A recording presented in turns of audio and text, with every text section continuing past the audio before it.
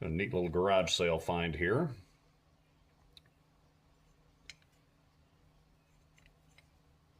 Bought a tray full of old tools, a lot of wrenches and various things. Tossed this into the project pile, and when I pulled it out and actually cleaned it up a little bit, I noticed that it said on there, you can just barely make it out, Vise grip patented.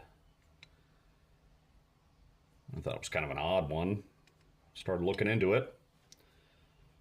Turns out this is a first generation vice grip. Peterson made these from the end of 1921 to sometime in 1923 before reimagining it with the squeeze handle that they all have today. Now this is actually controlled by this hex nut here. It just screws down and adjusts the jaws directly. It's got a hole in it so you can get some leverage on it, put a screwdriver or something through it. But yeah, it's not in very good shape, but it's a cool find.